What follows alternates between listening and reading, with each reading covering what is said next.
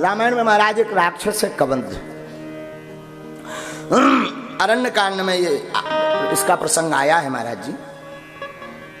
कबंध नाम का जो राक्षस है, तो जब राम जी जटायु का उद्धार करते हैं, गीद देह तज धर हरि रूपा भूषण बहुपट पीठ अनूपा, जब राम जी गीद जटायु का उद्धार करते हैं और उनके अपने हाथों पर गीधराज जटायु का अंत्येष्टि क्रिया करते हैं, फिर राम जी आगे चलते हैं। तो राम जी आगे चलते तो राम जी को एक वन मिलता, उस वन का नाम है क्रोध वन, क्रोप वन।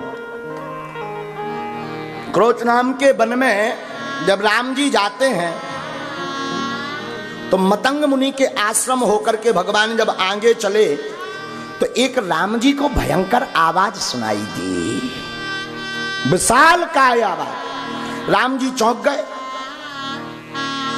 और जब राम जी ने मुड़ करके देखा तो एक भयानक राक्षस जिसके ना सिर है ना मुख है ना सिर है, बिना सिर वाला लंबे लंबे हाथ वाला एक राक्षस आता दिखाई दिया, जिसकी लंबी लंबी भुजाएं हैं और उसके एक आंखी है वो भी उधर में।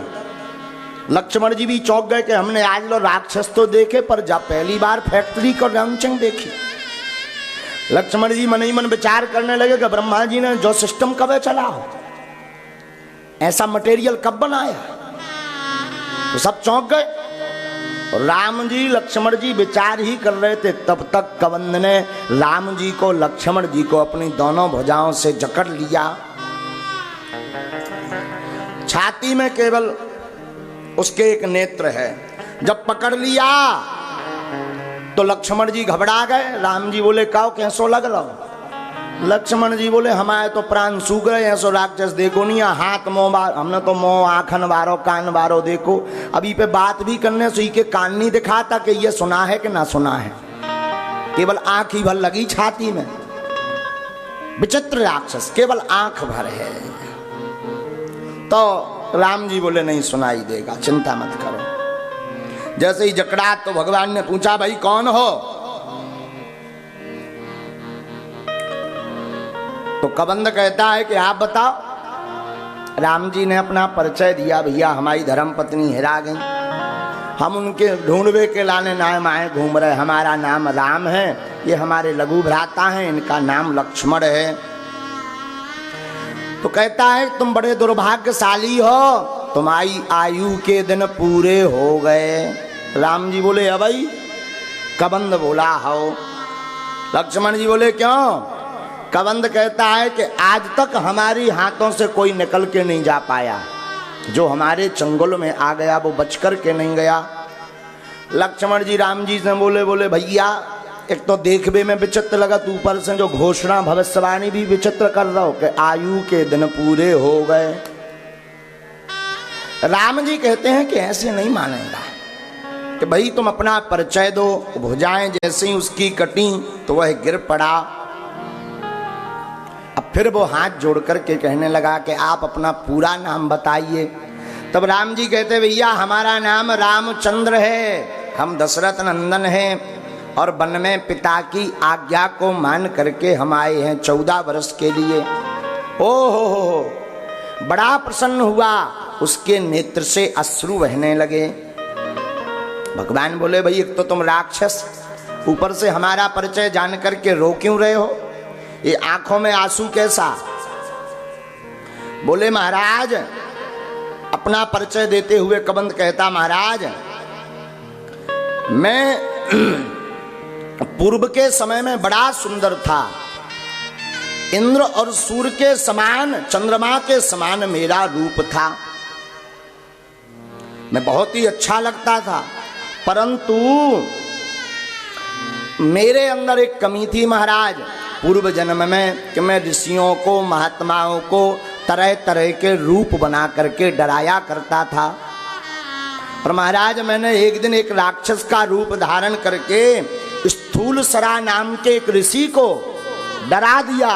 वो महात्मा भयभीत हो गए और महात्मा भयभीत हुए तो उन्होंने श्राप दे दिया कि जाओ जाकर के तुम विचित्र राक्षस बन जाओ। तो महाराज में सुंदर आदमी फिर राक्षस बन गया। अब जब हमें बाद में पता लगा कि महात्मा ने श्राप दे दिया, बड़ा दोष हो गया, तो हमने महात्मा के चरण पकड़े। तो संत तो स्वभाव के बड़े ही निर्मल होते हैं। गोस्वामी जी कहते हैं, संत हृदय नवनीत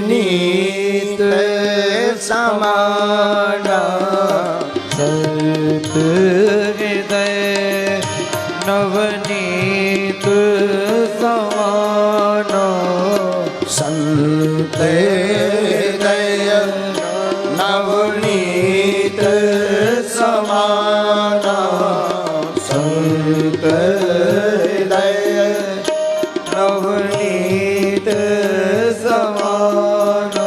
संतों का हृदय बड़ा सरल होता है। संत स्वभाव के बड़े सरल होते हैं।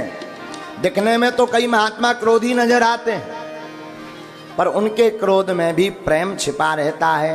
तो संत हृदय नवनीत समाना, संत हृदय नवनीत समाना।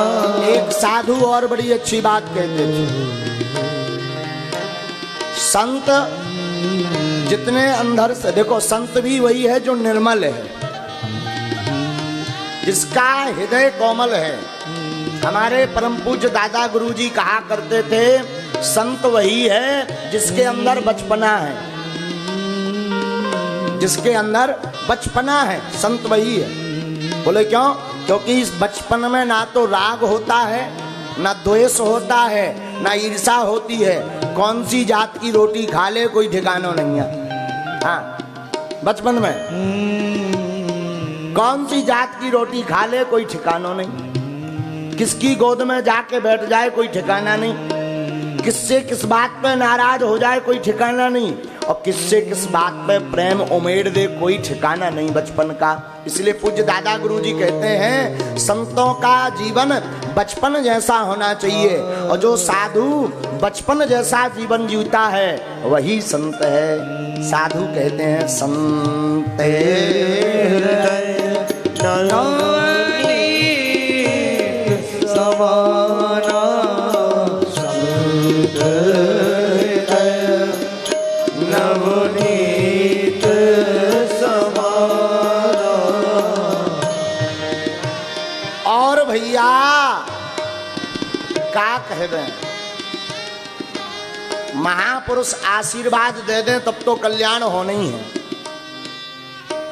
कोई संत आशीर्वाद दे दे तब तो कल्याण होना ही है, परंतु अगर कोई श्राप भी संत दे दे तब भी कल्याण तय है। हाँ। और कबंद कहता, महाराज हमने मुनि के चरण पकड़े कि प्रभु आपने श्राप तो दे दी कि मैं राक्षस हो जाऊं, पर अब मेरा उद्धार कैसे होगा?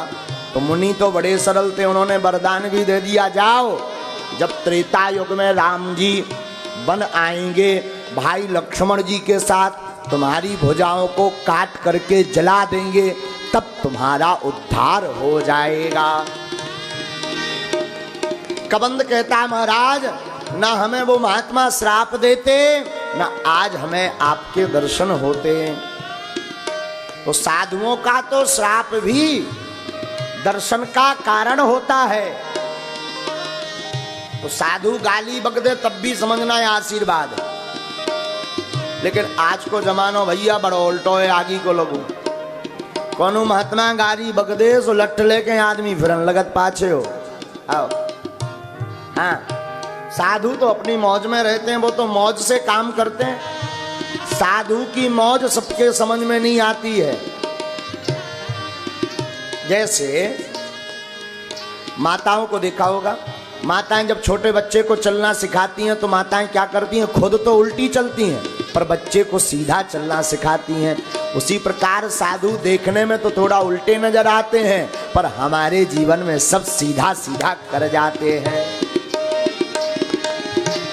तो ये कबंद का चरित्र हमने आपको इसलिए सुनाया कि भैया संतों का वरदान भी काम करता है और संतों का श्राप भी काम करता है। वरदान में भी कल्याण होता है और श्राप में भी कल्याण होता। आप रामायण सुनो चाहे भागवत सुनो, जितनन हा श्राप मिलो सबरन हा भगवान मिले। जितनों को श्राप मिला सबको भगवान मिले।